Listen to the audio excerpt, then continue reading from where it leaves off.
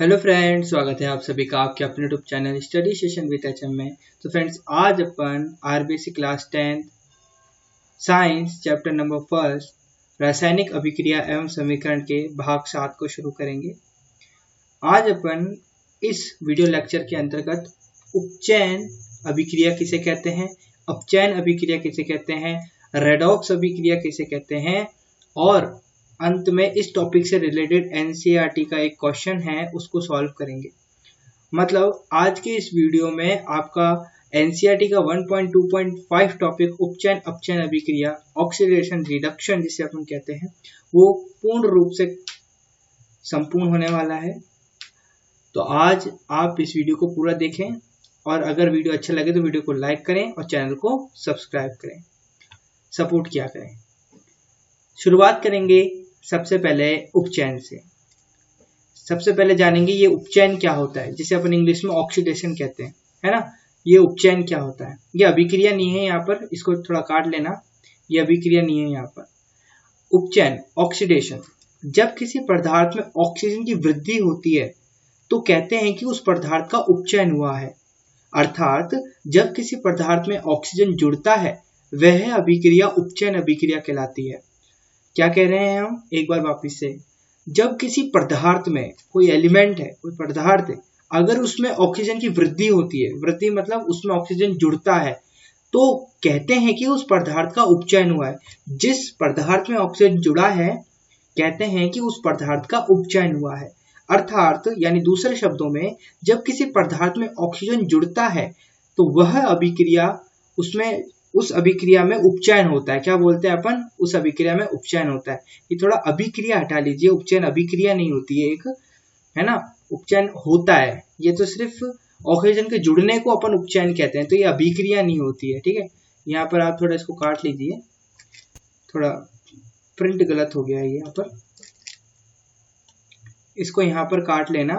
एक तो अभिक्रिया यहाँ पर और अपने यहाँ पर भी काट लेना अभिक्रिया, बिकॉज ये अभिक्रिया नहीं होती है, ये तो सिर्फ एक क्रिया है।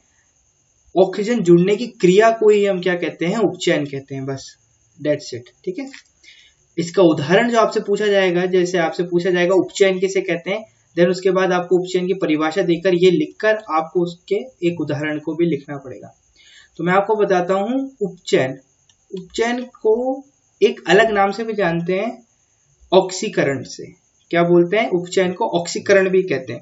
ऑक्सीकरण मतलब होता है ऑक्सीजन का जुड़ना। ऑक्सीकरण मतलब क्या होता है, ऑक्सीजन का जुड़ना। तो नाम अलग अलग है इसके, उपचयन, ऑक्सीकरण, ऑक्सीडेशन, बहुत से नाम है, लेकिन आपको तो मेनली तौर पर जो एनसीईआरटी में लिखा हुआ है उसके शब्द शब्द को अपने दिमाग में सम्मिलित करना है। तो इस कारण एनसीईआरटी में उपचयन लिखा हुआ है, इसलिए मैं आपको उपचयन के बारे में बताऊंगा और यही शब्द मैं पूरे वीडियो लेक्चर में दोहराऊंगा। तो उदाहरण देख लीजिए उपचयन का। उपचयन का उदाहरण है कॉपर जब ऑक्सीजन से क्रिया करता है। कॉपर जब ऑक्सीजन से क्रिया करता है या इसको जब ताप मिलता है तो ये कॉपर ऑक्साइड में चेंज हो जाता है, ये कॉपर ऑक्साइड में चेंज हो जाता है। तो यहाँ पर देखिए उपचयन की अभिक्रिया किस तरह से हुई है। यहाँ देखिए कॉपर था, कॉपर के साथ ऑक्सीजन है क्या, आप बोलेंगे नहीं, ये तो अभी क्रिया कर रहा है, सिर्फ ऑक्सीजन के साथ जुड़ा थोड़ी ना है। अब देखिए उत्पादन, जब उत्पाद मिला अपन को, उत्पाद में क्या मिल गया अपन को, उत्पाद में कॉपर के साथ ऑक्सीजन दिख रहा है।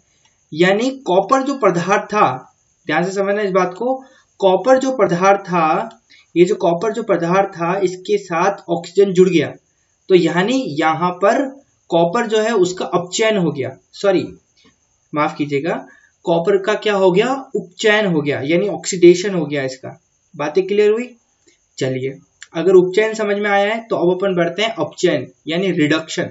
व्हाट इज रिडक्शन, अपचयन क्या है, इसकी परिभाषा लिखो तथा उदाहरण देकर समझाओ। इस तरीके का प्रश्न आएगा तब आप क्या लिखेंगे, आप लिखेंगे जब अभिक्रिया में किसी पदार्थ में ऑक्सीजन का ह्रास होता है तो कहते हैं कि उसे पदार्थ का अपचयन हुआ है। तो कहते हैं कि उस पदार्थ का अपचयन हुआ है। अर्थात दूसरे शब्दों में बात करें कि जब किसी पदार्थ में से ऑक्सीजन निकलता है, क्या ऑक्सीजन जो है वो निकलता है तो उसे अपचयन कहते हैं। क्या कहते हैं, उसे अपचयन कहते हैं। क्या आपको समझ में आ रहा है? क्या आपको समझ में आ रहा है? हमने क्या कहा? हमने कहा कि कोई पदार्थ है, अगर उसमें से ऑक्सीजन निकला, कोई पदार्थ है उसमें से ऑक्सीजन निकला, तो जिस पदार्थ में से ऑक्सीजन निकला उस पदार्थ को कहते हैं कि उसका अपचयन हुआ, है ना। तो बस ऑक्सीजन के निकलने को ही, किसी पदार्थ में से ऑक्सीजन के निकलने को ही अपचयन कहते हैं। इसका एक उदाहरण बड़ा प्यारा सा है, यही जो उदाहरण उपचयन में अपन ने यूज किया था, वो उसी उदाहरण में जो उत्पाद मिला था अपन को, यानी कॉपर ऑक्साइड जो मिला था, इस कॉपर ऑक्साइड को मैं हाइड्रोजन के साथ अभिक्रिया कराकर इसको ताप देते, तो इसके अंदर से जो कॉपर ऑक्साइड है, कॉपर ऑक्साइड में से कॉपर जो हो जाता है वो अलग हो जाता है और H2O बन जाता है। क्या बन जाता है? H2O बन जाता है। या देखिए यहाँ पर, इसको गौर कीजिए, कॉपर ऑक्साइड था यहाँ पर और उत्पाद में सिर्फ कॉपर रह गया, तो इस अभिक्रिया में क्या हुआ? अपचयन हुआ। किसका अपचयन हुआ? कॉपर का अपचयन हुआ, है ना। कॉपर में से क्या निकल गया? ऑक्सीजन निकल गया। क्या समझ में आया आपको? उपचयन अभिक्रिया किसे कहते हैं? अपचयन अभिक्रिया किसे कहते हैं? आज के 2 प्रश्नों का उत्तर हमने बड़े ही अच्छे तरीके से जाना। अब अपन अपने तीसरे प्रश्न की ओर बढ़ते हैं, जिसका नाम है रेडॉक्स अभिक्रिया, रेडॉक्स रिएक्शन जिसे इंग्लिश में कहते हैं। ठीक है, ये रेडॉक्स अभिक्रिया क्या है? इस रेडॉक्स अभिक्रिया को अपौपचय अभिक्रिया भी कहते हैं। क्या कहते हैं? अपौपचय अभिक्रिया भी कहते हैं। कहीं कहीं मिल जाता है, तो मैं आपको जानकारी के लिए बता देता हूं, बाकी आपको रेडॉक्स अभिक्रिया ही याद रखना है, और इसको कभी कभी उपचयन अपचयन अभिक्रिया भी कहते हैं। ठीक है, अब सुनो रेडॉक्स अभिक्रिया क्या है। देखिए, किसी अभिक्रिया में एक अभिकारक उपचयित यानी ऑक्सीकरण होता है, ऑक्सीडेशन होता है किसी का, तथा दूसरा अभिकारक अपचयित होता है। इस अभिक्रिया को उपचयन अपचयन अभिक्रिया अथवा रेडॉक्स अभिक्रिया कहते हैं। अच्छा, ये जो रेडॉक्स अभिक्रिया है, इसका रेडॉक्स नाम कैसे पड़ा, ये भी थोड़ा इंटरेस्टिंग है जानने के लिए। देखो, रेडॉक्स में रेड जो है ना, ये रिडक्शन से आया है। रेडॉक्स में ये जो RED रेड है, ये रिडक्शन से आया है, और पीछे का जो ऑक्स है, ये ऑक्सीडेशन के ऑक्स से आया है। ठीक है, मतलब जो अपन ने पीछे स्पेलिंग देखी थी ना, ये ऑक्सीडेशन, ऑक्सीडेशन रिडक्शन, तो रिडक्शन में से RED ले लो। ठीक है, रिडक्शन में से तो क्या ले लो आप? देखो, अगर आपको ढंग से समझ में नहीं आ रहा है तो ये RED यहां से ले लो और OX यहां से ले लो। RED आगे लगाओ और OX इसके पीछे, तो क्या हो जाएगा? रेडॉक्स हो जाएगा। यानी RED यानी रिडक्शन, ऑक्सीडेशन के ऑक्स से ऑक्सीडेशन। ठीक है, इस तरीके से काम हुआ है यहाँ पर। तो रेडॉक्स अभिक्रिया में कुछ नहीं है। रेडॉक्स अभिक्रिया में क्या होता है, ये एक ही अभिक्रिया होती है, इसमें उपचयन भी हो जाता है और अपचयन भी हो जाता है। ऐसी अभिक्रिया जिसमें उपचयन तथा अपचयन दोनों होते हैं, ऐसी अभिक्रिया रेडॉक्स अभिक्रिया कहलाती है। जैसे उदाहरण के तौर पर ये अपन ने उदाहरण ले रखा है, इस पर चर्चा कीजिए थोड़ी, कि कॉपर ऑक्साइड है प्लस हाइड्रोजन के साथ अभिक्रिया के लिए ताप मिला, तो क्या हुआ? हाइड्रोजन का तो उपचयन हो गया। ये जो हाइड्रोजन है ना यहाँ पर, ये हाइड्रोजन को देखो, इसका तो क्या हो गया? उपचयन हो गया। कैसे? कि इसके अंदर ऑक्सीजन जुड़ गया, है ना। यही तो हमने सीखा था कि जिस भी पदार्थ के अंदर ऑक्सीजन जुड़ता है तो उस पदार्थ का उपचयन हो जाता है। तो यहाँ पर हाइड्रोजन का तो उपचयन हो गया, और अब देखो इसी अभिक्रिया में अपचयन भी हो रहा है। किसका? कॉपर ऑक्साइड का। कॉपर ऑक्साइड का क्या हो रहा है? अपचयन हो रहा है। इसमें से क्या हो रहा है? ऑक्सीजन निकल गया। कॉपर ऑक्साइड में से ऑक्सीजन निकल गया। देखो, कॉपर ऑक्साइड यहाँ था, ऑक्सीजन से युक्त था, ऑक्सीजन जुड़ी हुई थी यहाँ पर, लेकिन दूसरे ही तरफ उत्पाद में देखो कॉपर अकेला रह गया बेचारा। ठीक है, कॉपर अकेला रह गया, इसका मतलब कॉपर में से ऑक्सीजन निकल गया, यानी अपचयन हो गया, इसका कॉपर ऑक्साइड का अपचयन हो गया। बात क्लियर हुई? ये एक अभिक्रिया आपको याद करके रखनी है, एनसीईआरटी आपसे पूछ सकती है, बोर्ड में आ सकता है। फिर उदाहरण नंबर 2 आपका ये हो सकता है, जिंक ऑक्साइड जब कार्बन के साथ अभिक्रिया करता है, तो देखो जिंक ऑक्साइड में से क्या निकल जाता है? जिंक ऑक्साइड में से आप देखोगे तो निकल गया है ऑक्सीजन, यानी इसका क्या हो गया? अपचयन हो गया। और कार्बन में देखोगे अगर आप जुड़ गया है ऑक्सीजन, तो इसका हो गया उपचयन। बातें क्लियर हुई? अच्छा, अब इसी का एक और उदाहरण है कि मैग्नीशियम ऑक्साइड है भाई, ये HCl से यानी हाइड्रोक्लोरिक अम्ल से क्या करता है? क्रिया करता है। तो ये देखो मैग्नीशियम ऑक्साइड यहाँ था, यहाँ पर क्या हो गया? मैग्नीशियम ऑक्साइड में से ऑक्सीजन गायब हो गया, मैग्नीशियम ऑक्साइड में से ऑक्सीजन गायब हो गया और ये मैग्नीशियम क्लोराइड बन गया, तो यानी इसका तो क्या हो गया, अपचयन हो गया। और हाइड्रोक्लोरिक अम्ल, यहाँ पर देखो हाइड्रोजन, हाइड्रोक्लोरिक अम्ल, हाइड्रोजन के साथ क्लोरीन था और यहाँ आके हाइड्रोजन के साथ क्या हो गया, ऑक्सीजन जुड़ गया। यहाँ पर HCl था, क्लोरीन हटा और O जुड़ गया, यानी इसका उपचयन हो गया, है ना, यानी इसका ऑक्सीकरण हो गया। तो ये बात आपसे पूछी जा सकती है कि आपको अभिक्रिया दी जाएगी, इसमें आपसे पूछा जाएगा उपचयन किसे, उपचयन कहाँ हो रहा है, अपचयन कहाँ हो रहा है। तो सिंपल आप बताना, जिस भी पदार्थ के साथ अभिकारक की श्रेणी में यहाँ पर अगर ऑक्सीजन लग रहा है और उत्पाद में जाकर उस पदार्थ के साथ में ऑक्सीजन नहीं दिख रहा है आपको, तो समझ लेना उसका तो क्या हुआ है, अपचयन। और अगर यहाँ पर सिंगल दिख रहा है, जैसे कार्बन है, वहां जाकर कार्बन के साथ ऑक्सीजन जुड़ गया, तो वहां समझ लेना उपचयन हो रहा है, यानी ऑक्सीडेशन हो रहा है, यानी ऑक्सीकरण हो रहा है। बात समझ में आई, रेडॉक्स अभिक्रिया समझ में आ गई आपको। अब एक और इंटरेस्टिंग फैक्ट है जिसको आपको बताना चाहिए मुझे, और आपको बताऊंगा मैं, कि उपचयन और अपचयन जो है ये ऑक्सीजन के आधार पर और हाइड्रोजन के आधार पर अलग अलग होते हैं, है ना। ऑक्सीजन के आधार पर उपचयन की परिभाषा कुछ और होती है और ऑक्सीजन के आधार पर अपचयन की परिभाषा कुछ और होती है। हाइड्रोजन के आधार पर उपचयन की परिभाषा अलग होती है, हाइड्रोजन के आधार पर अपचयन की परिभाषा अलग होती है। यहाँ पर मैंने बड़े ही सिंपल तरीके से समझा रखा है, मैंने एक टेबल बना दी है, इस टेबल का उपयोग आपको इसकी परिभाषा लिखकर करना है, इससे समझ में आएगा कि आपको इस टेबल से कितना समझ में आता है। इसको आपको कॉपी में लिखना है, ठीक है, इस परिभाषा को, ये जो मैं समझाऊंगा आपको इससे।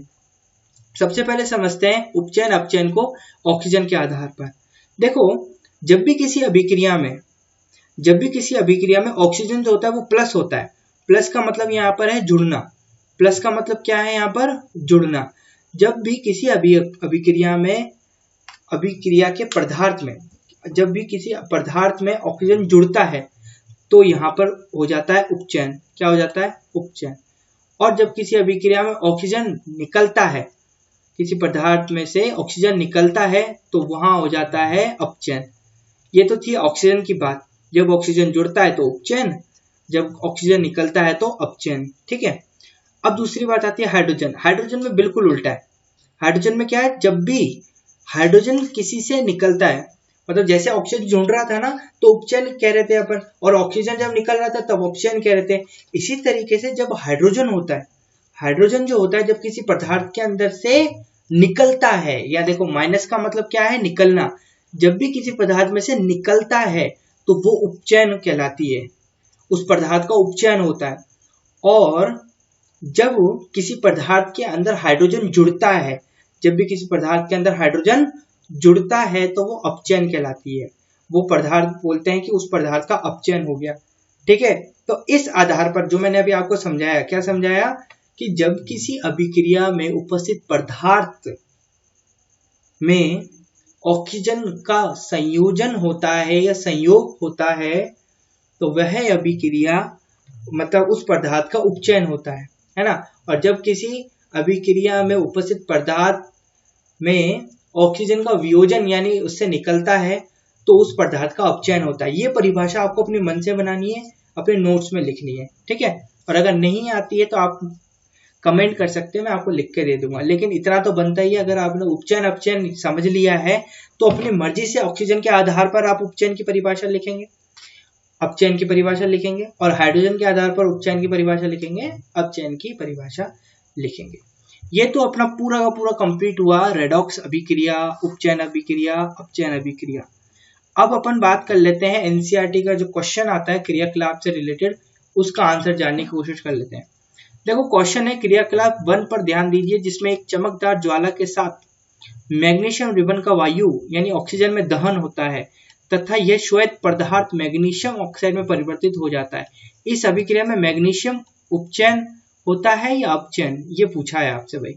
तो अपन को पता है, अपन ने कितनी बार ये क्रियाकलाप 1.1 पर डिस्कशन किया है ना। ये एक वियोजन अभिक्रिया, ये भी आप जानते हो, ठीक है। तो क्या है ये, है ना, ये संयोजन मैग्नीशियम प्लस ऑक्सीजन संयोजन अभिक्रिया है ना। मैग्नीशियम का उपचयन होता है, पहले तो इसका सही से समझ लो, मैग्नीशियम का उपचयन होता है, इसका आंसर है ना। इसने पूछा था ना उपचयन होता है या अपचयन, तो क्या होता है, उपचयन होता है। तो यहाँ लिख दिया है उपचयन। अब कैसे होता है उपचयन ये देख लो कि अपने पास क्रियाकलाप 1.1 की जो अभिक्रिया थी वो मैंने यहाँ लिख रखी है, आराम से देखो, magnesium plus oxygen gives MgO, ठीक है। तो यहाँ पर देखो मैग्नीशियम को देखो, आप तो सिर्फ मैग्नीशियम को देखो, यहाँ पर बेचारा सिंगल है और यहाँ जाकर ये जुड़ गया इसके अंदर ऑक्सीजन, यानी ऑक्सीजन क्या हो गया, जुड़ गया। तो ऑक्सीजन जुड़ता है तो कौन सी अभिक्रिया होती है, उपचयन की अभिक्रिया होती है। ये चीज आपको समझ में आनी चाहिए। आज अपना ये वाला टॉपिक भी कंप्लीट हुआ। इसी के साथ साथ अपना 1.2 टॉपिक जो था, जो इतने दिनों से अपना चल रहा था, वो पूरा कंप्लीट होता है आज की श्रेणी में। कल से अपन एक नया टॉपिक शुरू करेंगे 1.3 टॉपिक, ठीक है। उसके बाद अपना चैप्टर फिनिश हो जाएगा। तो आज अपन उपचयन अपचयन अभिक्रिया अपन ने समझ लिए, सारे अभिक्रियाओं के प्रकार समझ लिए। 5 अभिक्रियाओं के प्रकार थे, उनको बहुत ही अच्छी तरीके से अपने कंप्लीट करा। अगर आपने वो वीडियोस नहीं देखी हैं तो प्लेलिस्ट में जाकर जरूर देखें। चैनल पर जाइए, चैनल को सब्सक्राइब कीजिए, लाइक करें, शेयर करें, अपने दोस्तों को शेयर करें वीडियो को, ताकि वो भी सब्सक्राइब करें, ठीक है। अगली वीडियो में अपन मिलते हैं। आज के लिए इतना ही, धन्यवाद, गॉड ब्लेस यू।